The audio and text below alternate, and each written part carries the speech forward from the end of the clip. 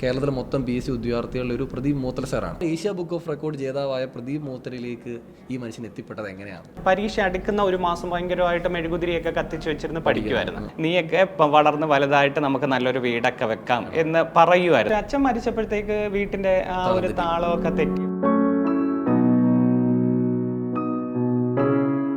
നിരവധി വിദ്യാർത്ഥികളുടെ ജീവിതത്തിൽ വെളിച്ചമേകിയ മോട്ടിവേഷൻ കൊണ്ട് പലരുടെയും ലക്ഷ്യത്തിലേക്ക് അവരെ എത്തിച്ച പ്രിയപ്പെട്ട പ്രദീപ് മോത്തല സാറാണ് ഇന്ന് നമ്മോടൊപ്പം ഉള്ളത്. നിങ്ങൾ പലരും ചോദിക്കാൻ ആഗ്രഹിച്ച ചോദ്യങ്ങളാണ് ഞാൻ സാറിനോട് ചോദിക്കുക. സാറിൽ നിന്ന് മികച്ച ഉത്തരങ്ങൾ ലഭിക്കുമെന്ന പ്രതീക്ഷയോടുകൂടി ഈ വീഡിയോ പലരുടെയും ജീവിതത്തിൽ ഒരു പ്രധാനപ്പെട്ട വീഡിയോ ആയി മാറുമെന്ന പ്രതീക്ഷയോടുകൂടി നമുക്ക് വീഡിയോയിലേക്ക് കടക്കാം. എല്ലാ പ്രിയപ്പെട്ട കൂട്ടുകാർക്കും എൻട്രി PSC പോഡ്കാസ്റ്റിൻ്റെ മറ്റൊരു എപ്പിസോഡിലേക്ക് സ്വാഗതം. പ്രദീപ് മോത്തല സാറേ, നമസ്കാരം. നമസ്കാരം. സാറിൻ്റെ ഒരു ചിരിയാണ് ഭയങ്കര ഹൈലൈറ്റ്.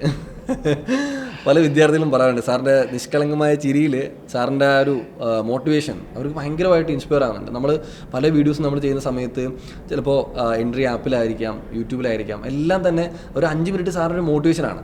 അപ്പോൾ ആ മോട്ടിവേഷൻ പല ആൾക്കാരും സാറങ്ങനെ ഒരു മോട്ടിവേഷൻ ഇടയ്ക്കൊന്നും മറന്നുപോയാൽ തന്നെ പിള്ളേർ പറയും സാർ ഇന്നത്തെ മോട്ടിവേഷൻ കിട്ടിയില്ലല്ലോ എന്ന് പറയുന്ന ആൾക്കാരാണ്. സാറിനെ ചിരിച്ചുകൊണ്ടുള്ള ആ ഒരു മോട്ടിവേഷൻ അതൊക്കെ നിരവധി വിദ്യാർത്ഥികളെ അവർ സർവീസിൽ എത്തിച്ചിട്ടുണ്ട്. നമ്മൾ പല ഇൻ്റർവ്യൂസിലും അത് കണ്ടതാണ്. സാറിൻ്റെ പേര് പറയാതെ ഒരു വിദ്യാർത്ഥി പോലും മുമ്പോട്ട് പോകാറുമില്ല. അപ്പോൾ സാറിൻ്റെ ഒരു ലൈഫ് ജേണിയാണ് ഇന്ന് നമ്മുടെ വിദ്യാർത്ഥികളിലേക്ക് എത്തിക്കുന്നത്. അപ്പോൾ ഞാൻ ഉദ്ദേശിക്കുന്ന ഒരു കാര്യം എന്ന് സാറിൻ്റെ ലൈഫ് എങ്ങനെ മറ്റുള്ള വിദ്യാർത്ഥികൾക്ക് മറ്റുള്ളവർക്കൊരു ഇൻസ്പിറേഷൻ നൽകുന്നു. അതുപോലെ ഇപ്പോൾ നിരവധി വിദ്യാർത്ഥികൾ PSC പഠിക്കാനൊക്കെ തയ്യാറായിരിക്കുന്നുണ്ട്, പലരും പഠിക്കുന്നുണ്ട് കഷ്ടപ്പെട്ട്. അപ്പോൾ അവർക്ക് തീർച്ചയായിട്ടും സാറിൻ്റെ ലൈഫ് ഒരു പ്രചോദനമാണ്. അപ്പോൾ അത്തരത്തിൽ എല്ലാ കാര്യങ്ങളും അറിയാൻ ആഗ്രഹമുണ്ട്. സാറ് സഹകരിക്കുമെന്ന് വിശ്വസിക്കുന്നു. ഓക്കെ ഓക്കെ സാറേ, അപ്പോൾ ഞാൻ തുടങ്ങട്ടെ. ഞാൻ ആദ്യം തുടങ്ങുന്ന സാറിൻ്റെ ഒരു ലൈഫ് ജേണി എന്നാണ്. അതായത് കൊല്ലം ജില്ലയിൽ മുഖത്തല എന്ന് പറയുന്ന സ്ഥലത്ത് ജനിച്ചു വീണ പ്രദീപ് എന്ന ഒരു വ്യക്തി ഇന്നൊരു വലിയൊരു സംഭവമാണ്. ഇന്ന് പ്രദീപ് മോത്തല സാറാണ് കേരളത്തിലെ മൊത്തം PSC ഉദ്യോഗാർത്ഥികളുടെ ഒരു പ്രദീപ് മോത്തല സാറാണ്. അപ്പോൾ ഈ പ്രദീപ് മോത്തല എന്ന ഇപ്പോൾ നിലവിൽ ഏഷ്യ ബുക്ക് ഓഫ് റെക്കോർഡ് ജേതാവ് കൂടിയാണ്. അപ്പോൾ അവർ ഏഷ്യ ബുക്ക് ഓഫ് റെക്കോർഡ് ജേതാവായ പ്രദീപ് മോത്തലയിലേക്ക് ഈ മനുഷ്യൻ എത്തിപ്പെട്ടത് എങ്ങനെയാണ്? ഒത്തിരി സന്തോഷമുണ്ട് ഇങ്ങനെ ഒരു ഇൻ്റർവ്യൂവിൽ. ആദ്യമേ തന്നെ ഞാൻ ജനിച്ചത് കൊല്ലം ജില്ലയിലെ മുഖത്തലയിൽ. എൻ്റെ പ്രിയപ്പെട്ട അച്ഛൻ രാധാകൃഷ്ണപിള്ള, അമ്മ ലീലാമ്മ എല്ലാത്തിനും സപ്പോർട്ടായിട്ട് നിൽക്കുന്നതായിരുന്നു. ഞങ്ങൾ 3 പേരാണ്. അതിൽ മൂന്നാമത്തെ ആളാണ്. 3 ആൺകുട്ടികളാണ്. ഏറ്റവും ഇളയ ആള് ആണാണ്. പ്രധാനമായിട്ടും പെണ്ണ് കിട്ടണം, ഒരു പെണ്ണാകണം എന്ന് വിചാരിച്ച് കിട്ടിയത് 3ാമത്തെ ആയിപ്പോയി. പക്ഷേ ആ ഒരു ദൈവ നിയോഗമായിരിക്കും ചിലപ്പോൾ ഈ ഭൂമിയിൽ ജനിച്ചത് ഞാനെന്ന് പറയുന്ന ഒരു വ്യക്തി ജനിക്കാൻ കാരണം അങ്ങനെയാണ്. ചിലപ്പോൾ 2ാമതൊരു പെൺകുട്ടി ആയിരുന്നുവെങ്കിൽ ഞാൻ അവിടെ ജനിക്കേണ്ട ഒരു ആവശ്യമില്ലായിരുന്നല്ലോ. ഓക്കെ, അപ്പം മുഖത്തലയിലാണ് ഞാൻ ജനിച്ചത്. പഠനമൊക്കെ ഗവൺമെൻറ് സ്കൂളിൽ തന്നെയാണ്. കാരണം അച്ഛനൊരു സാധാ കൂലിപ്പണിക്കാരനാണ്. വലിയ ഒരു അരിക്കടയിൽ ജോലിക്ക് പോവുകയായിരുന്നു ചെയ്തിരുന്നത്. അപ്പം ഗവൺമെൻറ് LPS മുഖത്തലയിലാണ് ആദ്യമേ പഠനം തുടങ്ങുന്നത്. അവിടെ തന്നെ പഞ്ചായത്തിൻ്റെ ഒരു സ്കൂളിലാണ് ഹൈസ്കൂൾ പഠനം പൂർത്തീകരിക്കുന്നത്. അവിടെ 10ാം ക്ലാസ്സിൽ ഫസ്റ്റ് ക്ലാസ്സോടുകൂടി വിജയിച്ചു. ഞങ്ങളുടെ ചേട്ടന്മാരൊന്നും വലിയ പഠിത്തം ഇല്ലെങ്കിലും ഞാനാണ് വീട്ടിൽ പഠിക്കുന്ന ഒരാൾ എന്ന് പറയുന്നത്. അപ്പം ആ ഒരു കൊച്ചു കാലഘട്ടത്തിൽ തന്നെ അച്ഛൻ എപ്പോഴും പറയുമായിരുന്നു, ഞാൻ ഇങ്ങനെയൊക്കെ കൂലിപ്പണിക്ക് പോവുകയാണ്, വല്ല മുതലാളിയുടെയും കീഴിൽ നിൽക്കുന്നതാണ്, അവർ തരുന്ന പൈസ കൊണ്ടാണ് ഞാൻ ജീവിക്കുന്നത്, നീയൊക്കെ വളർന്ന് വലുതായിട്ട് നമുക്ക് നല്ലൊരു വീടൊക്കെ വെക്കാം എന്ന് പറയുമായിരുന്നു. എപ്പോഴും പറയും നല്ലൊരു പഠിച്ച് ജോലി നേടണേ. ഇതാണ് എൻ്റെ ഓർമ്മയുള്ള നാലം തൊട്ടേ. പല അച്ഛന് അറിയുന്നവരെയോ അല്ലെങ്കിൽ അമ്മ അറിയുന്നവരൊക്കെ പഠിച്ച ഒരു ഗവൺമെൻറ് ജോലി നേടണേ. അല്ലാതെ അച്ഛന് ഡോക്ടറോ എഞ്ചിനീയർ ആ ഒരു ചിന്തയല്ല. ആകെ പറയുന്ന നീ ഗവൺമെൻറ് ജോലി നേടണേ. ഇത് മാത്രമായിട്ട് അല്ല, അച്ഛൻ അറിയുന്ന ഗവൺമെൻറ് ജോലി നേടണേടാ, നിങ്ങൾ നേടണേ എന്നേ പറയാറുള്ളൂ, നീ പഠിച്ച് ജോലി നേടണേ എന്ന്. അപ്പം സ്വാഭാവികമായിട്ട് അച്ഛനും അമ്മയും സപ്പോർട്ട് ചെയ്ത് തരും. PTA മീറ്റിംഗ് വന്നാലും സ്കൂളിൽ എന്ത് കാര്യം വന്നാലും വിളിപ്പിക്കുകയാണെങ്കിൽ അമ്മ ഓടി വരികയും ഏതൊരു കാര്യത്തിനും എൻ്റെ അതിന് എപ്പോഴും വരുമായിരുന്നു. പിന്നെ അമ്മ എപ്പോഴും ചോദിക്കും നല്ല മാർക്ക് കിട്ടുന്നുണ്ടോ. ഓരോ റിസൾട്ട് കൊണ്ടുവരുമ്പോഴും 5ലും 6ലും 7ലും ഒക്കെ ഓരോ മാർക്ക് വരുമ്പോഴേ അന്ന് തന്നെ എത്ര മാർക്ക് കിട്ടി, ആരാണ് ക്ലാസ്സിൽ ഫസ്റ്റ്, നിനക്ക് മേടിച്ചുകൂടായിരുന്നോ, നിനക്ക് വാങ്ങിച്ചുകൂടായിരുന്നോ എന്നൊക്കെ ചോദിച്ച്. അപ്പോൾ ആ ഒരു സപ്പോർട്ടായിരിക്കും എനിക്ക് അവിടം വരെ എത്തിച്ചേർന്നത്. ഏതൊരു കാര്യത്തിനും അവർക്ക് അത്ര വിദ്യാഭ്യാസമില്ല, 2 പേരും 5ാം ക്ലാസ് വരെ ഉള്ളൂ പഠിച്ചിട്ടുള്ളൂ. പക്ഷെ എന്നും റിസൾട്ട് തിരക്കുകയും എപ്പോഴും കാര്യങ്ങളൊക്കെ തിരക്കും. ട്യൂഷനും വിട്ടുമായിരുന്നു. വീട്ടിനടുത്തുള്ള ഒരു ട്യൂട്ടോറിയൽ സെൻറ്ററിൽ അപ്പോൾ ഒരു 3 പേർക്ക് ഉണ്ടായിട്ട് അച്ഛന് ബുദ്ധിമുട്ടാണ്. അപ്പം ആ ട്യൂട്ടോറിയൽ സെൻറ്ററിൽ ചെന്ന് പറഞ്ഞിട്ട് എൻ്റെ അച്ഛൻ്റെ ഫീസ് ഒഴിവാക്കി കൊടുത്തു 3 പേരെ. അതും അച്ഛൻ 3 പേർക്കും കൂടെ ഫീസ് താങ്ങാൻ പറ്റാത്തത് കൊണ്ട്, കാരണം കിട്ടുന്നത് ആകെ ചെറിയൊരു പൈസയായിരിക്കും അച്ഛന്. അപ്പം എന്നെ ഫ്രീ ആയിട്ടാണ് ആ ഒരു ട്യൂഷൻ സെൻ്ററുകാർ പഠിപ്പിച്ചത്. 3 പേര് ഉണ്ടായിട്ടുണ്ട്. പിന്നെ അവർ ഇറങ്ങി 10ാം ക്ലാസ് ഒക്കെ കഴിയുമ്പോൾ എൻ്റെ അവസാനം 10ാം ക്ലാസ് ഒക്കെ വന്നപ്പം എൻ്റെ പൈസ കൊടുക്കേണ്ടി വന്നെങ്കിലും അങ്ങനെ ഒരു കാലഘട്ടം. പിന്നെ രണ്ടാമത്തേന്ന് പറഞ്ഞാൽ ചേട്ടന്മാരുടെ ബുക്കുകൾ തന്നെയാണ് ഞാൻ പഠിച്ചത്. ഒരു പുതിയ ബുക്കോ ഒരു പുതിയ ടെക്സ്റ്റ് ബുക്കോ അവരുടെ ബുക്കുകൾ തന്നെയാണ്. ഒരു ചേട്ടൻ 6ലാണെങ്കിൽ ഞാൻ 5ലാണ്, അങ്ങനെ അവർ പഠിക്കുന്നത് കൊണ്ട് അവരുടെ യൂണിഫോം അവരുടെ സ്കൂളിൽ തന്നെയാണല്ലോ ഞാൻ പഠിക്കുന്നത്. അപ്പം സൂക്ഷിച്ച് ഉപയോഗിക്കുക. ചിലപ്പോൾ ഒരു യൂണിഫോം മേടിച്ച്, അല്ലെങ്കിൽ ചില വർഷങ്ങളിൽ യൂണിഫോം ഇല്ല. ഇതൊക്കെ തന്നെയായിരുന്നു. ബുക്കുകളും അഡ്ജസ്റ്റ് ചെയ്ത് സൂക്ഷിച്ച് വെക്കുമായിരുന്നു. അതുകൊണ്ട് ഒരു പുതിയ കുട്ടികളൊക്കെ ഈ കൂട്ടുകാരൊക്കെ പുതിയ ടെക്സ്റ്റ് ബുക്കൊക്കെ ഇരിക്കുമ്പം, പക്ഷെ ഇപ്പോൾ അത് ചിന്താഗതിയില്ല. കാരണം അച്ഛനും അമ്മയും ശീലിപ്പിച്ചിട്ടുണ്ട്, അടുത്ത വർഷത്തെ അവന് ഉപയോഗിക്കേണ്ട ബുക്കാണ്, ടെസ്റ്റാണ് എന്ന് പറയുന്നത്. അങ്ങനെ ഒരു കാലഘട്ടത്തിലൂടെ കടന്നു പോയതാണ്. പക്ഷേ വർഷത്തിൽ ഒരിക്കലൊക്കെ ഒരു ജോഡി ഡ്രസ്സ് വാങ്ങിത്തരും. കൂടുതലും ഓണത്തിനാണ് അത് വാങ്ങുന്നത്. അതും എനിക്കിപ്പോഴും ഓർമ്മയുണ്ട്. അച്ഛൻ്റെ പൈസയിൽ ഞാൻ ഈ കൊല്ലം കൊല്ലത്ത് വന്നിട്ട് അത് ഇല്ല, ഇപ്പം 3 പേരെ ഞങ്ങൾ 3 പേരെയും കൊണ്ടുവന്നിട്ട് ഒന്നുകിൽ ടെക്സ്റ്റൈൽസ് അങ്ങനെ കയറാറില്ല. ഈ റോഡ് സൈഡുകളിലൊക്കെ ടീഷർട്ടോ ഇതൊക്കെയാണ് എനിക്ക് വാങ്ങിച്ചു തന്നൊരു ഓർമ്മ, എൻ്റെ ഒരു ഓർമ്മയുള്ളത്. വല്ലപ്പോഴും വല്ല കല്യാണം ഏതെങ്കിലും വരുമ്പോഴെങ്ങാനും തുണിയെടുത്ത് തച്ച് തരും. പിന്നെ ചേട്ടന്മാരുടെ ഡ്രസ്സ് തന്നെയാണ് കൂടുതലും ഇട്ടിട്ടുള്ളത്. പക്ഷേ ആ ഒരു കാലഘട്ടത്തിലൂടെ കടന്നുപോയി. അന്നൊരു ചെറിയ വീടാണ് എന്ന് പറഞ്ഞാൽ ചോർന്നൊലിക്കുന്ന വീടാണ്. എൻ്റെ ഒരു ഓർമ്മയുള്ളപ്പോൾ എൻ്റെ വീട് തന്നെ പലപ്പോഴും ഒരു റൂം കഴിഞ്ഞിട്ട് ഒരു ഹാളിലാണ് ഞാൻ കിടക്കുന്നത്. പലപ്പോഴും ചോർന്നൊലിക്കുന്ന ഈ 2 മണിക്കും 1 മണിക്കും ഒക്കെ അമ്മ എന്നെ വിളിക്കും. ഓടിനിടയിൽ ഇവിടെ വെള്ളം വീഴുന്നു, പെരുമഴ സമയത്ത് തന്നെ വിളിക്കും. ഇവിടെ നമുക്ക് വലിയ പാത്രങ്ങൾ വെക്കണം.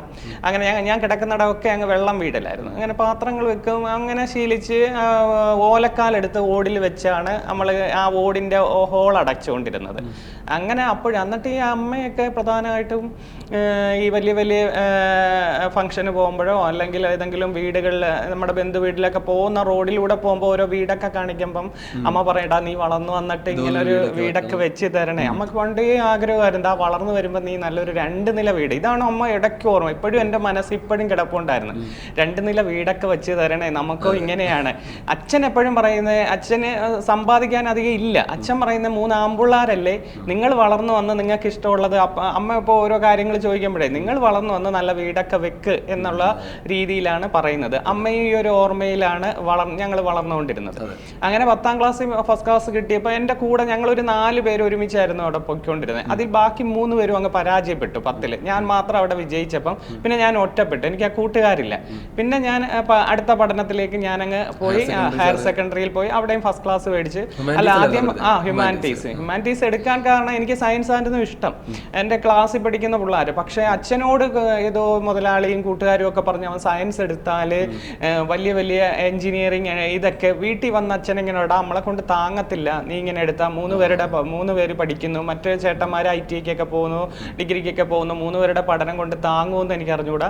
ഫസ്റ്റ് ക്ലാസ് ഉണ്ടെങ്കിലും അച്ഛൻ ഇങ്ങനെ പറഞ്ഞു. അച്ഛൻ ആരോടത്തൊക്കെ ചോദിച്ചിട്ട് പറഞ്ഞു ഇതെടുത്താൽ നീ സിവിൽ സർവീസിന് എഴുതാം. ഇതാണ് അച്ഛൻ പറയേണ്ട, ഇതൊക്കെ എടുത്താൽ നല്ല എടുത്തൂടെ. അന്ന് ഈ ഹ്യൂമാനിറ്റീസ് എന്ന് പറഞ്ഞാൽ പലരുടെയും വിചാരം ഏറ്റവും പഠിക്കാത്തവരെടുക്കുന്ന ഗ്രൂപ്പ് എന്നാണ്. അത് ഞാൻ സ്കൂളിൽ ചെന്നപ്പോഴും ക്ലാസ്സിലെ ടീച്ചറും എന്നോട് ചോദിച്ചു എന്തിനാ ഇവിടെ ഇരിക്കുന്നത്, സയൻസിൽ പോയിക്കൂടെ, ഇത്രയും മാർക്ക് ഉണ്ടായെന്ന് ചോദിച്ചു. അന്ന് ഞാൻ വിഷമം കാരണം ഇരിക്കുക. കാരണം എൻ്റെ ക്ലാസ്സിലെ ഏറ്റവും അടുത്ത കൂട്ടുകാരും എല്ലാം എന്നേക്കായി മാർക്ക് കുറഞ്ഞവര് അപ്പുറത്തെ ബാച്ച് സയൻസിൽ ഇരുന്ന് പഠിക്കുക. പക്ഷെ എൻ്റെ അച്ഛൻ ഏറ്റവും കൂടുതൽ പറഞ്ഞിരിക്കുന്നത് ആ സയൻസ് എടുത്താൽ വലിയ ട്യൂഷൻ സെന്ററുകളിൽ ഇല്ല, ഒരിക്കലും ഇല്ല. ഇന്ന് വിഷമമില്ല, പക്ഷെ അന്ന് വിഷമം ഉണ്ടെങ്കിലും അതൊക്കെ ഒരു നിമിത്തമായിരിക്കും. അച്ഛനെ കൊണ്ട് ചെയ്യിച്ചായിരിക്കും. അച്ഛൻ്റെ മുതലാളി പറഞ്ഞാണ് എടാ സയൻസ് എടുത്തു കഴിഞ്ഞാൽ അവന് കയറി പോകുമ്പോൾ നിന്നെ കൊണ്ട് താങ്ങിയില്ലെങ്കിൽ ഒട്ടും ഇല്ല അച്ഛൻ്റെ. കാരണം ആ അച്ഛൻ്റെ ഉള്ള വെച്ച് ഞങ്ങൾ ലോണൊക്കെ വെച്ചാണ് ഒരു കൊച്ചു വീട് പണിഞ്ഞു വെച്ചിരിക്കുന്നത്. അപ്പം അടുത്ത ഒരു പഠനത്തിലേക്ക് അന്ന് വലിയ സമയമായില്ലല്ലോ, അന്ന് 2003 സമയമാണ്, ആ ഒരു ടൈമാണ്. അപ്പം ആ ഒരു കാലഘട്ടത്തിൽ സംഭവിച്ചതാണ് ഹ്യൂമാനിറ്റീസിൽ എത്തപ്പെടാനും ഇങ്ങനെ ഒരു വേറൊരു പ്രതിമുഖത്തല എന്ന് പറയുന്ന അധ്യാപകനിലേക്ക് PSC അല്ല. ഞാൻ സയൻസ് ഒക്കെ എടുത്തായിരുന്നെങ്കിൽ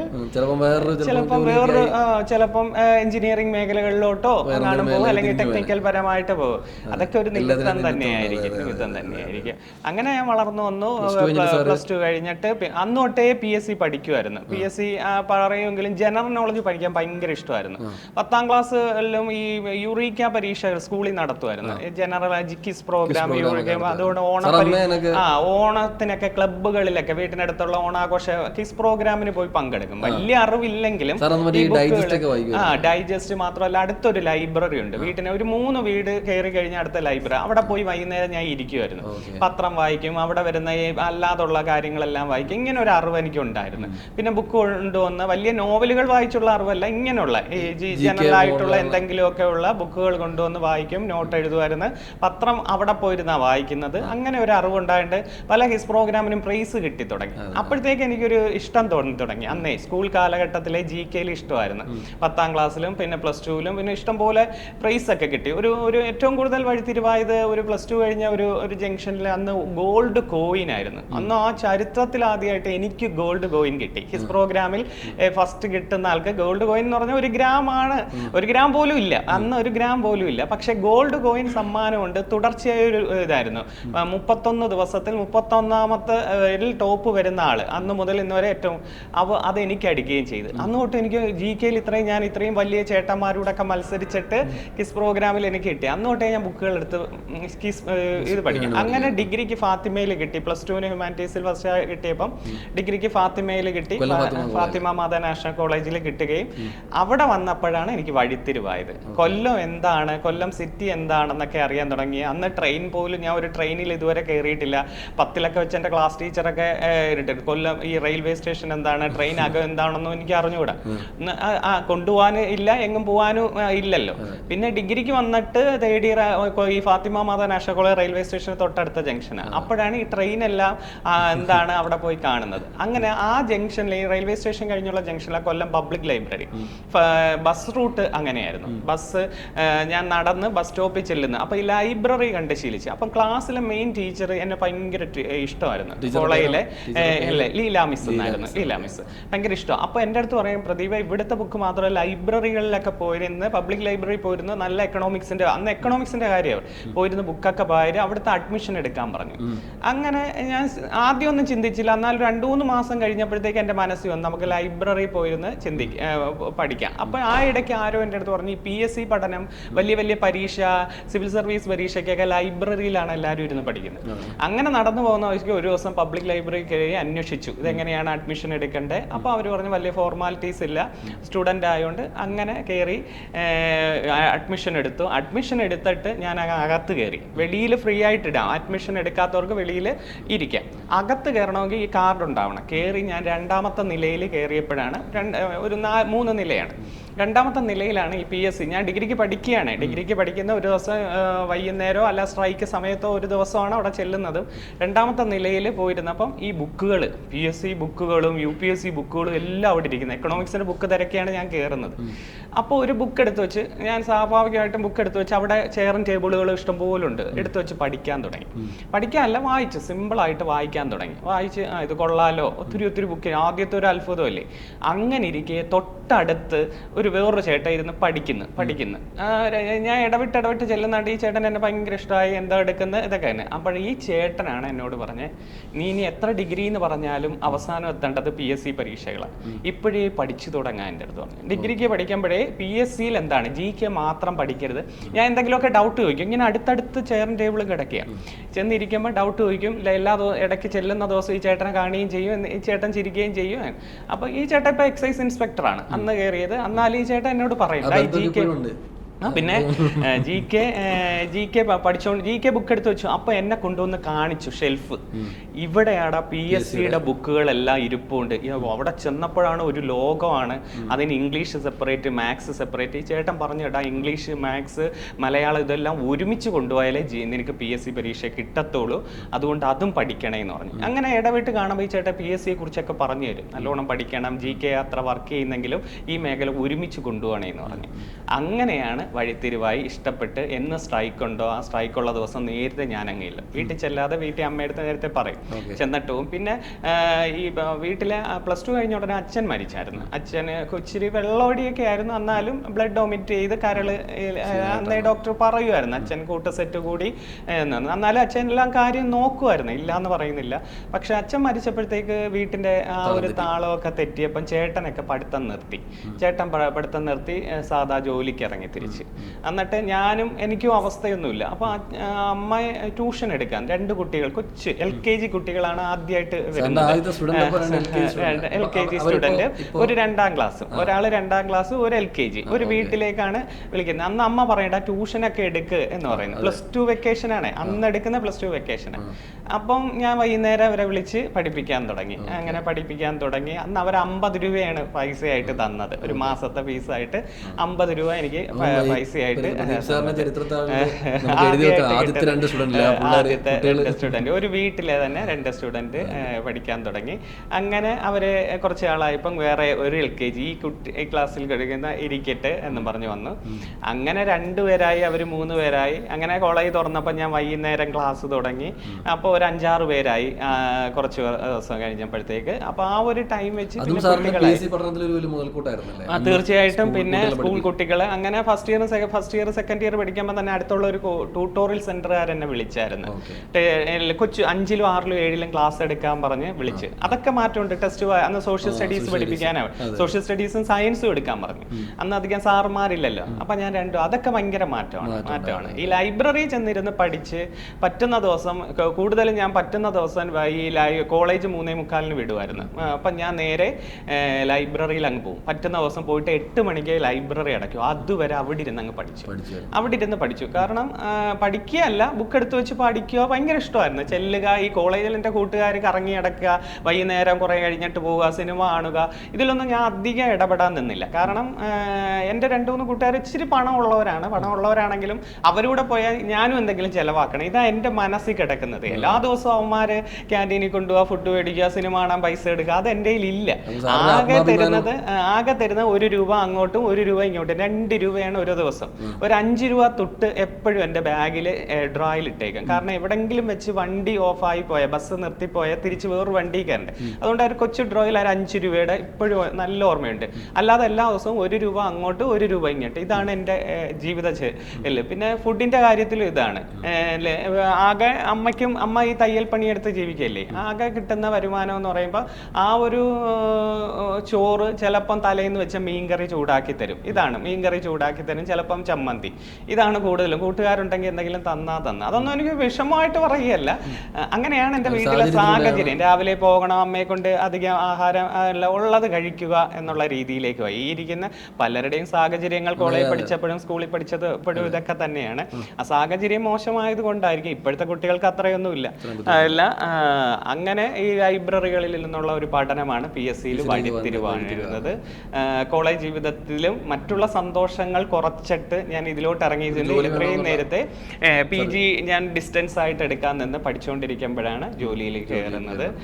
ഒത്തിരി സന്തോഷമുണ്ട്. ആദ്യമേ തന്നെ ജോലിയിൽ കയറിയപ്പോൾ പലരും, എൻ്റെ കൂടെ പഠിച്ചവരും എന്നേക്കാൾ മുതിർന്നവരും ഒക്കെ അത്ഭുതപ്പെട്ട് എന്നെ നോക്കിയിട്ടുണ്ട്. നീ ഇതെങ്ങനെ നേടി എന്നുള്ള ഒരു ചോദ്യമായിരുന്നു. ആദ്യത്തെ ഒരു യാത്ര എന്ന് പറയുന്നത് ഈ ഒരു ലൈഫിലൂടെയാണ്. കുറേ കുട്ടികളെ ട്യൂഷൻ എടുത്ത്, പിന്നെ ഈ ട്യൂഷൻ എടുക്കുമ്പം ഞാൻ ബുക്കും കൂടെ കൊണ്ടുപോകും. അന്ന് ഈ തൊഴിൽ വാർത്തയിൽ ഒരു കൊച്ചു ബുക്കിലെറ്റ് വരുമായിരുന്നു. ഇന്ന് കാണുന്ന വലിയ ബുക്കിലെറ്റ്, കൊച്ചു ബുക്കിലെറ്റ്. ഈ ബുക്കിലെറ്റുമായിട്ട് ഈ കൊച്ചു വീടുകളിൽ സ്പെഷ്യൽ ട്യൂഷൻ എടുക്കാൻ പോകും. 6:30 വരെ എൻ്റെ വീട്ടിലെടുത്തിട്ട് 6:30 തൊട്ട് 7:30 ഒരു വീട്, 7:30 തൊട്ട് 8:30 ഒരു വീട്, 8:30, 9:30, 10:30 വരെയാണ്. 10:30 എനിക്ക് ഇപ്പോഴും ഓർമ്മയുണ്ട്. കടമറ്റത്ത് കത്തനാർ എന്നും പറഞ്ഞൊരു സീരിയലുണ്ട് 9:30. ആ അവസാനത്തെ വീട് അതാണ്. 10:30 ആ എഴുതിക്കാണിപ്പ് കാണുമ്പോൾ ഞാൻ ഇറങ്ങും. കാരണം 9:30 ഉള്ള വീട് എന്ന് പറഞ്ഞാൽ എൻ്റെ വീട്ടിൻ്റെ തൊട്ട് 2 വീടിന് അപ്പുറം. അപ്പൊ അമ്മ കാത്തിരിക്കും. കാരണം ഈ 9:30 നിന്ന് ഗൾഫിൽ നിന്ന് ഒരു ടീം വന്നിട്ട് നാട്ടിൽ നിന്ന് പഠിപ്പിക്കുന്നവരും, ആ പയ്യന് മലയാളം അറിഞ്ഞുകൂടാ, അവന് മലയാളം മാത്രം പഠിപ്പിച്ചാൽ മതി. 4ാം ക്ലാസ്സിൽ പഠിക്കുന്നത് അതാണ്. അതുകൊണ്ട് ഞാൻ അവസാനം ഇട്ടെടുത്ത് 9:30 കഴിഞ്ഞിട്ട് ഞാൻ ഇങ്ങോട്ട് തിരിച്ചു വരുമ്പോൾ കയറിക്കോളാം. അവനെ അക്ഷരങ്ങൾ എഴുതിപ്പിച്ച് മലയാളം എഴുതും. ആ 9:30 ഈ വീട്ടിൽ കയറുന്നത്. ഇപ്പോഴും എനിക്ക് നല്ല ഓർമ്മയുണ്ട്. 10:30 തീർന്ന ഉടനെ ഞാനിങ്ങനെ ഇറങ്ങും. കാരണം വീട്ടിലെ സാഹചര്യവും പിന്നെ പഠിക്കാനുള്ള പൈസ എന്തെങ്കിലുമൊക്കെ പ്രയോജനപ്പെടണം. അന്ന് തൊട്ടേ ഈ ട്യൂഷൻ ഫീൽഡ്, പഠിപ്പിപ്പ് ദൈവം ഒരു അനുഗ്രഹമായിട്ടാണ്. ഓരോ വർഷവും കുട്ടികൾ കൂടിക്കൊണ്ടേയിരുന്നതാണ്. സാർ, ഈ സർവീസിലോട്ട് കയറിയപ്പോൾ അന്ന് ട്യൂഷൻ പിന്നീട് നിർത്തിയായിരുന്നോ? സർവീസ് കയറുന്നതിന് 1 വർഷം മുമ്പ് പിന്നെ PSC ഇഷ്ടപ്പെട്ടു തുടങ്ങി. ഈ കുട്ടികൾക്ക് അപ്പോഴത്തേക്ക് PSC ഇഷ്ടപ്പെട്ടപ്പോഴത്തേക്ക് ട്യൂഷൻ സെന്ററിൽ വീട്ടിലേക്ക് PSC കുട്ടികളെ പഠിപ്പിക്കണമെന്നൊരാഗ്രഹം ഉണ്ടായിരുന്നു. പക്ഷേ വരുന്നുണ്ട്. നിലവിൽ ഇപ്പോൾ പ്രദീപ് മൂത്തല എന്ന വ്യക്തി ഇപ്പോൾ സർക്കാർ സർവീസിൽ നിൽക്കുകയാണ്. അപ്പോൾ എനിക്ക് അവിടെ ചോദിക്കാനുള്ള ചോദ്യം, സാറിന് ഈ ഒരു സർക്കാർ ജോലിയിലേക്കുള്ളൊരു ഇൻസ്പിറേഷൻ എന്താണ്? ഇപ്പോൾ സാർ നേരത്തെ പറഞ്ഞ ഒരു ചേട്ടൻ അവിടെ ഉണ്ടായിരുന്നു, അദ്ദേഹം ഇങ്ങനെ ലൈബ്രറിയിൽ സാറിനോട് കാര്യങ്ങളൊക്കെ പറഞ്ഞു എന്ന് പറഞ്ഞു. പക്ഷെ എന്നാലും ചിലർക്കൊരു ഇൻസ്പിറേഷൻ ഉണ്ടാവുമല്ലോ. അപ്പോൾ എന്താണ് സാറിൻ്റെ ഉള്ളിലുണ്ടായ ഒരു ഇൻസ്പിറേഷൻ എന്താണ് സർക്കാർ ജോലി നേടണമെന്ന് പറഞ്ഞിട്ട്? ഒന്ന് ഇൻസ്പിറേഷൻ, ഒന്നാമത്തെ ഞാൻ കയറിയത് എൻ്റെ അച്ഛനമ്മമാരുടെ ആകെ ആഗ്രഹം, ആകെ പറയുന്ന പഠിച്ചൊരു ജോലി നേടണേ, പഠിച്ചൊരു ഗവൺമെൻറ് ജോലി നേടണേ, ഇത് മാത്രമേ പഠിച്ച് നീ ജോലിയായിട്ട് നല്ലൊരു വീട് വെച്ച് തരണേ, ഇതെല്ലാം മാറ്റം ഉണ്ടാക്കണേ, ഞങ്ങളോ ഇങ്ങനെ ആയി മാറി നിനക്കറിയപ്പെടുന്നത്, ഇതാണ് അന്നോട്ടേ ഓരോർമ്മ. അങ്ങനെയാണ് PSCയിൽ ഗവൺമെൻറ് PSC ജി കെയും ഇങ്ങനെയുള്ള ഐറ്റങ്ങൾ പഠിച്ചാൽ ജോലി കിട്ടും എന്നൊരു ചിന്താഗതിയിലേക്ക് കയറി വന്നത്. സാറിന്റെ അച്ഛൻ്റെ അമ്മയുടെ വാക്കുകളും അതെ, ജീവിതമാണ് ഇതാണ്. പിന്നെ ഓരോരുത്തരെ കണ്ടുമുട്ടിയാണ് ഇതിന്റെ മേഖല. അന്നൊന്നും പറഞ്ഞു തരാനൊന്നും ആരുമില്ലല്ലോ നമുക്ക്. ഇന്ന സാറെന്നോ അല്ലെങ്കിൽ ഇന്ന ബന്ധുക്കളോ ആരും നമ്മുടെ കുടുംബത്തിൽ പോലും ഒരു ഗവൺമെന്റ് ജോലിക്കാരില്ല. ഇങ്ങനെ കേട്ടറിവ് മാത്രമേ ഉള്ളൂ ഗവൺമെന്റ് ജോലി കിട്ടണം. ഞങ്ങളുടെ നാട്ടിലേ അധികം ആരുമില്ല. ഓരോരുത്തരൊക്കെ പഠിച്ച് പോലീസിൽ കയറിയിട്ടുണ്ടെന്നെങ്കിലും നമ്മൾ അങ്ങനെ പോയി ചോദിച്ചുമില്ല. പക്ഷേ ആകെ അച്ഛൻ്റെ അമ്മയുടെ അറിവിൽ. പിന്നെ എൻ്റെ ഒരു വിചാരം, പൊതുവെ ഡിഗ്രിക്കൊക്കെ കഴിഞ്ഞാൽ പിന്നെ ഗവൺമെന്റ് ജോലി പഠിച്ച് കയറണം എന്ന്. ഞങ്ങളുടെ നാട്ടിലെ കുറച്ച് പേരെ ഡിഗ്രിക്കാരുള്ളൂ. അപ്പോൾ അവരെ പൊതുവെ പറയുന്നത് ഡിഗ്രിയൊക്കെ കഴിഞ്ഞ് ഇനി PSC ജോലി കിട്ടും, ഇതേ ഉള്ള അവരുടെ ആഗ്രഹം. അല്ലാതെ തിരിഞ്ഞു പോകത്തില്ല. പൊതുവെ തിരിഞ്ഞു പോകണമെങ്കിൽ +2 കഴിഞ്ഞ പഠിത്തം നിർത്തിയവരാണ് ഇന്ന് പോയത്. ഞാൻ ഡിഗ്രി കഴിഞ്ഞപ്പോൾ ട്യൂഷൻ ഫീൽഡ്. അപ്പം ജനങ്ങളുടെ ഒരു വിചാരം ഗവൺമെന്റ് ജോലിക്കാരനാവും. അപ്പൊ ആ ഒരു ചിന്താഗതി ഉണ്ട്. പക്ഷെ അതിനു മുമ്പേ ഞാനങ്ങ് പഠിച്ചു തുടങ്ങി. ഓക്കെ സാർ, അപ്പം സാറിന്റെ ഈ ഒരു ലൈഫിൽ തന്നെ ഈ കാര്യങ്ങളൊക്കെ സാറിന് ഇൻസ്പിറേഷൻ ആയിരുന്നു. ഇനി അവിടെ ഒരു പ്രധാനപ്പെട്ട ചോദ്യമുണ്ട്. അപ്പം നമ്മളിപ്പോൾ പല വിദ്യാർത്ഥികളും സർക്കാർ ജോലിക്ക് ഇറങ്ങുന്ന വിദ്യാർത്ഥികൾക്കൊക്കെ ഈ ഇൻസ്പിറേഷൻ ഉണ്ടെങ്കിലും ഇടയ്ക്ക് പഠിക്കാൻ മടി തോന്നും. സാറിൻ്റെ വീഡിയോ കേൾക്കും, മോട്ടിവേഷൻ ആവും, പിന്നെ കുറച്ച് നാൾ നന്നായിട്ട് പഠിക്കും, പിന്നെ ഒരു മോട്ടിവേഷനൊക്കെ പോകും. അപ്പോൾ ഇങ്ങനത്തെ ഒരു സാഹചര്യം സാറിന് ഉണ്ടായിട്ടുണ്ടോ? ഈ മോട്ടിവേഷൻ, സാറിന് ഈ ഇടയ്ക്ക് മോട്ടിവേഷൻ പോവുക, വീണ്ടും മടുപ്പ് തോന്നുക, അങ്ങനത്തെ ഒരു സാഹചര്യം, ഇനി വേണ്ട എന്നൊക്കെ ഒരു തോന്നൽ എപ്പോഴെങ്കിലും ഉണ്ടായിട്ടുണ്ടോ? അതല്ല ഈ മോട്ടിവേഷൻ സാറ് സ്ഥിരമായിട്ട് നിലനിർത്താനായിട്ട് എന്താ ചെയ്തത്? ഇപ്പോഴാണോ ഞാൻ പഠിക്കുന്ന സമയത്ത് ഇങ്ങനെ ഒരു ചിന്തയില്ല. ഈ മോട്ടിവേഷൻ എന്ന് പറയുന്ന ചിന്തയില്ല. എൻ്റെ അനുഭവങ്ങളിലൂടെ വന്നതാണ് ഇപ്പോഴത്തെ കുട്ടികൾക്ക് കൊടുക്കുന്നത്. അന്ന് എനിക്ക് മോട്ടിവേറ്റ് ചെയ്യാനൊന്നും ആരുമില്ല. എന്നെ ആകെ ഉള്ളത് ഈ ഒരു ചിന്തയാണ്. എൻ്റെ അച്ഛനെയും അമ്മയും ഒന്ന് സ്വസ്ഥമാക്കണം. അമ്മ ഈ സാധാ പണിക്കിറങ്ങി തിരിഞ്ഞ് അമ്മയ്ക്ക് നല്ലൊരു വീട് വെച്ച് കൊടുത്ത് അമ്മയെ ഒന്ന് സ്വസ്ഥമാക്കണം. ഇതാണ് എനിക്കൊരു വാശിയായി മാറിയത്. എത്രയും പെട്ടെന്ന് നല്ലൊരു വീട് വെക്കുക, അമ്മയെ ഒന്ന് സ്വസ്ഥമാക്കുക, സമൂഹത്തിൽ നാലാളറിയുന്ന നല്ലൊരു ജോലി. ഈ ഒരു 3 വാചകമാണ് ഞാൻ വാശിയോടുകൂടി പഠിക്കാൻ തുടങ്ങിയ. ഇറങ്ങി തിരിച്ച് പിന്നെ ഡിഗ്രി എല്ലാം കഴിഞ്ഞിട്ട് വീണ്ടും പഠിക്കണ്ട, എത്രയും നേരത്തെ ഇതിലോട്ട് ഇറങ്ങണം, കുറേശ്ശെ. അന്നാ ചോദിച്ചു, വലിയ ഉറക്കമൊഴിഞ്ഞോ ഇങ്ങനെ ഇരുന്ന് പഠിച്ചൊന്നുമല്ല.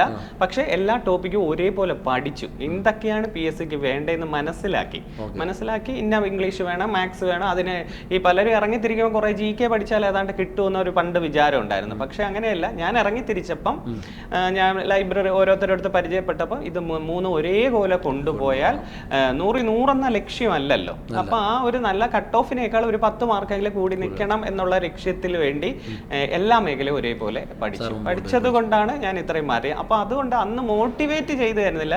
പക്ഷെ ആ അനുഭവങ്ങളാണ് ഞാനിപ്പോൾ ഇവർക്ക് കൊടുക്കുന്നത്. ഇവർക്ക് ഇപ്പം നോക്കുമ്പോൾ തന്നെ നിങ്ങൾക്ക് മനസ്സിലാവും എൻ്റെ മോട്ടിവേഷൻ.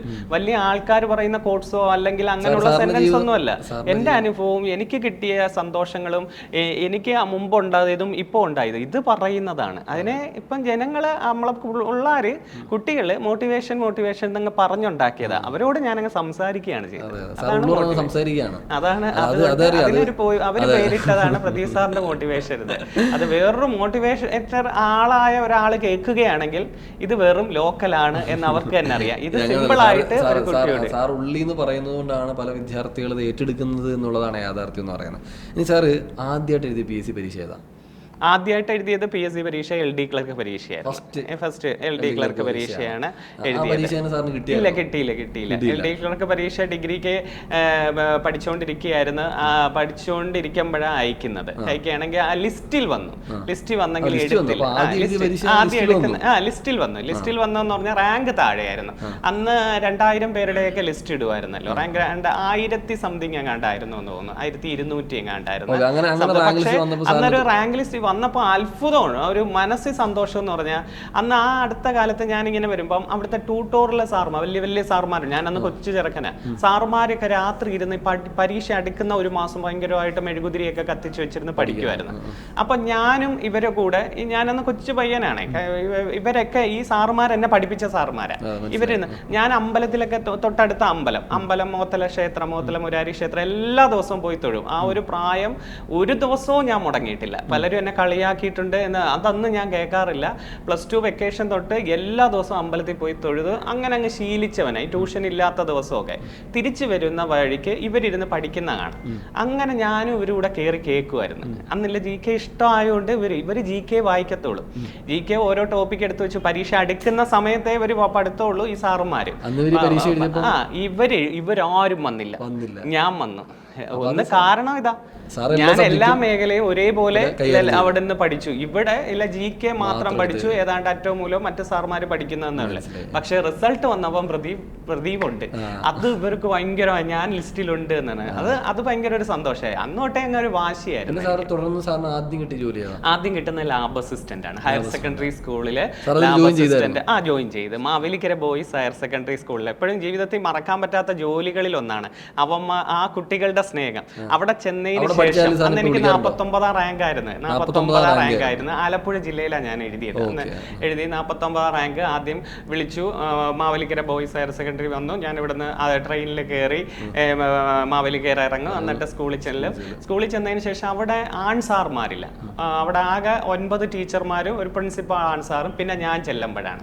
അപ്പൊ ഞാൻ ചെന്നതിന് ശേഷം ഒരുവിധം എല്ലാം പുതിയ പുതിയ കാര്യങ്ങളൊക്കെ ടീച്ചർമാർ ഇങ്ങനെയൊക്കെ വേണം. ഞാനന്ന് ഈ ട്യൂട്ടോറുകളിൽ പഠിപ്പിക്കുന്നുണ്ടായതുകൊണ്ട് ടീച്ചർമാർ വേറൊരു തലമാണല്ലോ പിള്ളേര്. അപ്പൊ അവന്മാരുമായിട്ട് കാര്യങ്ങളായി, അവരുടെ യൂത്ത് ഫെസ്റ്റിവലിന് കൊണ്ടുപോകുന്നു, അവരുടെ മത്സരങ്ങൾക്ക് പങ്കെടുപ്പിക്കുന്നു, നാടകത്തിന് കൊണ്ടുപോകുന്നു, ടൂറ് കൊണ്ടുപോകുന്നു. ഇതെല്ലാം ഞാൻ അങ്ങ് ഏറ്റെടുത്ത് ഈ അന്ന് സയൻസില് ഫിസിക്സ് ലാബിലേക്കാണ് ഞാൻ, പക്ഷെ ഹ്യൂമാനിറ്റീസ് പിള്ളേരെയൊക്കെ അങ്ങനെ ഇഷ്ടപ്പെട്ട് അവന്മാര് എന്നെ അങ്ങ് കൂടെ വിളിച്ച് പോകുന്നതും, ഞാൻ അങ്ങോട്ട് പോകുമ്പോഴും സ്കൂളിലേക്ക് പോകുമ്പോഴും തിരിച്ചു വരുമ്പോഴും എല്ലാം ആ റൂട്ട് ഇവന്മാര് നടന്നു വരുമ്പോൾ ഇവരുടെ എന്നെ ഭയങ്കര കൂട്ടായി മാറി. അതുകൊണ്ട് ഒരിക്കലും മറക്കാൻ കഴിയും. ഇപ്പോഴും കൂട്ടുക, അവരുടെ വാട്സപ്പ് ഗ്രൂപ്പിൽ എന്നെ ആഡ് ചെയ്തിട്ടുണ്ട്. അവരുടെ കല്യാണങ്ങൾ വിളിക്കുമ്പം ഞാനിപ്പം പോവാറുണ്ട്. ഈ ജീവിതത്തിൽ ഇത്രയും ജോലികൾ ചെയ്തെങ്കിൽ സന്തോഷകരമായ ഒരു ചെറു പ്രായമാണ് തിരിച്ചു പോവാൻ തോന്നുന്ന ഒരു എന്ന് പറഞ്ഞാൽ സ്കൂൾ ജീവിതം നമുക്കറിയാലോ. ഏതൊരു ഗവൺമെന്റ്, ഇപ്പൊ നമ്മളൊരു ഗവൺമെന്റ് ജോലി, ഞാനിപ്പോ ഇലക്ട്രിസിറ്റി ബോർഡിലാണ്. പക്ഷെ ഞാനും ഒക്കെ ഇലക്ട്രിസിറ്റി ബോർഡിൽ ഒരുമിച്ചിരുന്ന് പറയും, ഒരു ടീച്ചർ ആയിരുന്നെങ്കിൽ എന്തോ ഒരു ബുദ്ധിമുട്ടും ഇല്ല, രാവിലെ പോകുന്നു, വൈകിട്ട് പഠിപ്പിക്കുന്നു, തീർന്നു, ശനി ഞായറും ഫ്രീ എന്ന് പറയുന്നില്ലേ. അതേപോലെ ഒരു ലൈഫിലേക്ക് തിരിച്ചു വരുന്ന ഒരു അനുഭവമായിരുന്നു അവിടെ ചെന്ന്. ഇനി ഞാൻ തിരിച്ചു പോകുന്നെങ്കിൽ എനിക്ക് ഏറ്റവും ആഗ്രഹമുള്ള ജോലി അതായിരുന്നു. പക്ഷെ അതിൽ പ്രൊമോഷൻ സാധ്യത കുറവാണ്, നമ്മളിങ്ങനെ തന്നെ ഇരിക്കേണ്ടി വരും. അതുകൊണ്ടാണ് ഞാൻ പിന്നെ ഡിഗ്രി ലെവൽ കിട്ടിയപ്പം ഞാൻ ഇങ്ങനെ അടുത്ത LD ക്ലർക്ക് പിന്നെ ഒത്തിരി കിട്ടി. പോലീസ്, ഫയർഫോഴ്സ്, ജയിൽ വാർഡൻ എല്ലാം കിട്ടി. അതുപോലെ VO, KSFE ലാസ്റ്റ് ഗ്രേഡ്, അതുപോലെ കമ്പനി ബോർഡ് ലാസ്റ്റ് ഗ്രേഡിലൊക്കെ എനിക്ക് ഏറ്റവും ഹൈ മാർക്കാണ്. അന്ന് ഒരു 100-ൽ 99 മാർക്ക്. അന്ന് 100-ലായിരുന്നു ചോദ്യം. 100 ചോദ്യത്തിൽ ഒരെണ്ണം ക്യാൻസൽ ചെയ്ത് 99 മാർക്കിനായിരുന്നു. ഞാൻ ഒരെണ്ണം എഴുതിയില്ല, 98 മാർക്കാണ് എനിക്ക് കിട്ടിയത്. ഒരെണ്ണം എഴുതിയില്ല. എൻ്റെ റാങ്ക് 731. മനസ്സിലായില്ലേ? 99 മേടിച്ചത് അന്ന് 500 പേരായിരുന്നു. എന്നിട്ട് 98. എന്നിട്ട് എനിക്ക് കിട്ടി. അന്ന് അത്രയ്ക്ക് സിമ്പിൾ ആയിരുന്നു ആ ചോദ്യം. ഏറ്റവും ഞാൻ ഇതുവരെ പരീക്ഷ മേടിച്ചത് വളരെ സിമ്പിളാണ്. 100-ൽ 80 GK, 20 മാത്സ് അല്ലേ ഉള്ളൂ. അപ്പൊ ആ ഒരു 730 KSFE അഡ്വൈസ് വന്നു, അതൊന്നും പോയില്ല. വില്ലേജ് മാൻ അഡ്വൈസ് വന്നു. VFA ഇപ്പോഴത്തെ വില്ലേജ് മാൻ ആണ് അതെന്ന് പറയുന്നത്. പിന്നെ LD കമ്പൈലർ എന്നും പറഞ്ഞൊരു പരീക്ഷ എഴുതിയായിരുന്നു. പിന്നെ LD ക്ലർക്ക് എഴുതി. LD ക്ലർക്കാണ് പിന്നെ ജോലിയിൽ കെയർ ചെയ്യുന്നത്. LD ക്ലർക്കിൽ ഇതിൽ ലാബ് അസിസ്റ്റന്റ് ഇരിക്കുന്നതുകൊണ്ട് വില്ലേജ് മാനും ലാസ്റ്റ് ഗൈഡും എല്ലാം അഡ്വൈസുകൾ വരുമായിരുന്നു. പിന്നെ പോലീസ്, ഫയർഫോഴ്സ്, എക്സൈസ് LD ക്ലർക്കിലേക്ക് റവന്യൂ ഡിപ്പാർട്ട്മെന്റിലായിരുന്നു കയറുന്നത്. അല്ലല്ല, ഇടുക്കി ജില്ലയിൽ ആദ്യം എഴുതുന്നത്. കൊല്ലം ജില്ലയിൽ അടുത്തതിൽ എഴുതി ലിസ്റ്റ് വന്നു. ആ പ്രാവശ്യം എഴുതുന്നത് ആദ്യം അഡ്വൈസ് വരുന്നത് ഇതിലായിരുന്നു, ഇടുക്കിയിലായിരുന്നു. ഇടുക്കിയിലാണ് LD കിട്ടുന്നത്. ദേവികുളം താലൂക്ക് ഓഫീസിലാണ് കിട്ടുന്നത്. പിന്നെ നമ്മൾ അടുത്തതും എഴുതുമല്ലോ. അന്ന് എഴുതിയിട്ടിരിക്കുന്ന സമയത്താണ്, അയച്ചിട്ടിരുന്ന സമയത്ത് സമയം കഴിഞ്ഞിട്ടാണിത്. അതുകൊണ്ട് പിന്നെയും വന്നപ്പോൾ വീണ്ടും എഴുതും. പിന്നെ അത് കൊല്ലം ജില്ലയിലേക്ക് വന്നു. പക്ഷെ ഞാൻ ജോയിൻ ചെയ്തില്ല. ഈ ജോലിയിൽ നിൽക്കുമ്പോഴാണ് KCB കിട്ടുന്നത്. കമ്പനി ബോർഡ് അസിസ്റ്റന്റ് ഗ്രേഡ് നല്ല റാങ്ക് കിട്ടിയപ്പം KCB തന്നെ വന്നു. അന്നത്തെ കാര്യം എന്ന് പറഞ്ഞാൽ KCB KSFE പ്രത്യേകമല്ല. ആദ്യ റാങ്കുകാർക്ക് KCB, പിന്നെ KSFE ഇങ്ങനെയായിരുന്നു. ഇടയ്ക്ക് ഇപ്പോഴല്ലേ മിക്സ് ആയിട്ട് അങ്ങനെ അങ്ങ് പോകുന്നത്. അന്ന് റിപ്പോർട്ട് ചെയ്ത അനുസരിച്ചായിരുന്നു. അപ്പൊ അന്ന് എനിക്ക് KCB തന്നെ കിട്ടി. KCB വയനാട് കൽപ്പറ്റയിലാണ് കിട്ടുന്നത്. കൊല്ലം ജില്ല എനിക്ക് തോന്നുന്നു അങ്ങനെയാണ്. കൊല്ലം ജില്ലക്കാർക്ക് വയനാട്, തിരുവനന്തപുരം ജില്ലക്കാർക്ക് കണ്ണൂർ, ഇങ്ങനെയായിരുന്നു ആൺകുട്ടികളെ. പെൺകുട്ടികൾക്ക് ഇവിടെ തന്നെ കൊടുത്തു. അപ്പൊ എനിക്ക് കിട്ടിയത് വയനാട് കൽപ്പറ്റ ഇലക്ട്രിസിറ്റി ബോർഡിലാണ്. അതും ഒരു പ്രത്യേക അനുഭവമായിരുന്നു. ആ വയനാട്ടിലേക്കൊക്കെ പോയില്ലേ, ഒരു പരിചയമില്ല, ഭയങ്കര തണുപ്പ്, അവിടെയൊക്കെ കോട്ട് ഇല്ല. ചേട്ടൻ അവരൊക്കെ ഉണ്ടല്ലോ. അന്ന് ആ ഒരു കൊച്ചു വീട് ഒന്ന് പുതുക്കി ഓടെല്ലാം മാറ്റി ഇതിട്ട് വാർത്ത് 2 റൂമും അതൊക്കെ ആയിട്ട് വാർത്ത് ചേട്ടന്മാരുടെ കല്യാണമൊക്കെ കഴിഞ്ഞു. അവരുടെ ഒരു കാര്യത്തിലൊക്കെ നിൽക്കുകയാണ്. ഇപ്പം കൊല്ലം ജില്ലയിൽ നിൽക്കുകയാണ്. ഒരു സ്റ്റുഡന്റിനോട് ഇത്ര നേരം പഠിക്കും, നമുക്ക് എപ്പോഴൊക്കെ തോന്നും അപ്പോഴെല്ലാം അങ്ങ് പഠിച്ചോണം. എപ്പം ഫ്രീ ഉണ്ടോ ഒരു ജോലി കിട്ടുന്നതിന് മുമ്പ് അത്രമാത്രം പഠിച്ചേ പറ്റൂ. പകുതിയോളം തന്നിട്ടുമില്ല. ചിലർ പറ്റിച്ചിട്ടും പോയിട്ടുണ്ട്. അവസാനം തരാം, വർഷാവസാനം തരാമെന്ന് പറഞ്ഞിട്ടുണ്ട്.